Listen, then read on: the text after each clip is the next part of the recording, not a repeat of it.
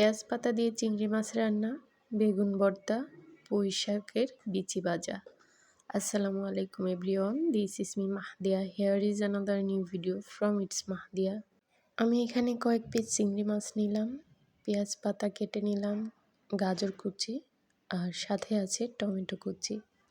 এটা দিয়ে চিংড়ি মাছ রান্না করব। আর চিংড়ি মাছের পায়ের ভিতরে যেই শ্বাসগুলো ছিল ওইগুলো দিয়ে পুঁই শাকের বিচি ভাজবো। তো এখানে সব কিছু কাটাকাটি করে রেডি করে রাখছি, সাথে আবার বেগুন ভর্তাও করব।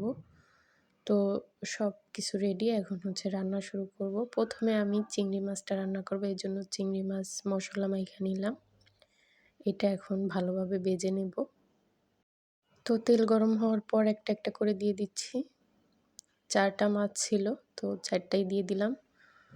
আর চিংড়ি মাছের পায়ের ভিতরে যেই শ্বাসগুলো ছিল ওইগুলো রেখে দিছি, যখন পুঁই শাকের বিচিগুলো ভাজবো তখন ওটার মধ্যে দিয়ে দেব। তো এখানে মাছ ভাজা হয়ে গেছে, এটার মধ্যে আবার আমি পেঁয়াজ কুচি দিয়ে দিলাম। আর একটু তেল লাগবে, তেলটাও দিয়ে দিলাম।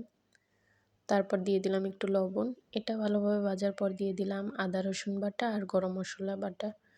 তো এটাও সুন্দর করে মিক্স করে ভালোভাবে একটু ভেজে নিলাম। এরপরে দিয়ে দিলাম একটু পানি। তো এরপরে আমি গুঁড়া মশলাগুলো দিয়ে দেব। হলুদ গুঁড়া, মাংসের মশলা, তারপর ম্যাগি মশলা, তো মরিচ গুঁড়া, এগুলো দেওয়ার পরে একটু সয়া সস দিলাম। এটা আমি ভালোভাবে কষায় নিলাম।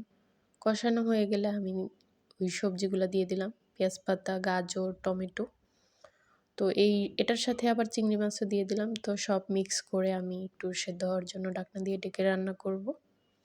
এটা প্রায় সেদ্ধ হয়ে গেছে, আর একটু ভালোভাবে নাড়াচাড়া করে ভাজা ভাজা করে আমি এটা নামিয়ে নেব।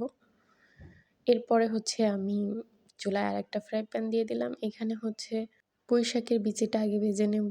পেঁয়াজ দিয়ে দিলাম কাঁচামরিচ সহ। তো এটা একটু হালকা ভাজার পরে দিয়ে দিলাম পাগুলা, মানে পায়ের ভিতরে যেই শ্বাসগুলো ছিল চিংড়ি মাছের, তো ওইগুলো দিয়ে দিলাম। দেওয়ার পরে ওইটাও ভালোভাবে একটু ভাজলাম। লবণ হলুদ সব কিছু দেওয়ার পরে আমি পুঁই শাক আর পুঁই শাকের বিচিগুলো একসাথে দিয়ে দিলাম। ওটার মধ্যে আবার আলুও ছিল, কয়েক পিস আলু কুচি কুচি করে কেটে দিয়ে দিছি, ভালো লাগবে এই কারণে। তো শাকগুলো ভালোভাবে ভাজা হয়ে গেছে, ওটা নামিয়ে আমি আবার বেগুনগুলো ভাজতেছিলাম। বেগুনগুলো ভালোভাবে ভাজার পরে পেঁয়াজ, রসুন আর মরিচটাও সাথে একটু ভেজে নিলাম। তো এটা আমি শিলপাটায় বেটে ভর্তা বানাবো।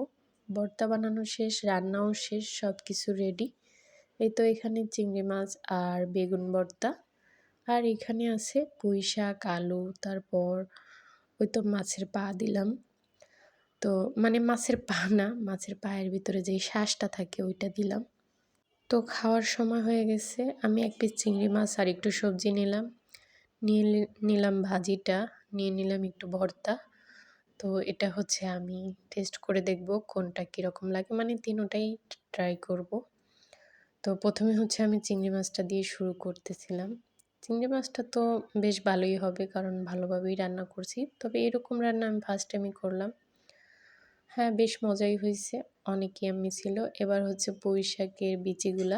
এই পুঁই শাকের বিচিটা কাঁচা। আমি যখন আগে খাইছিলাম তখন লালটা খাইছিলাম, এটা কাঁচা, তবে বেশ মজাই হয়েছে।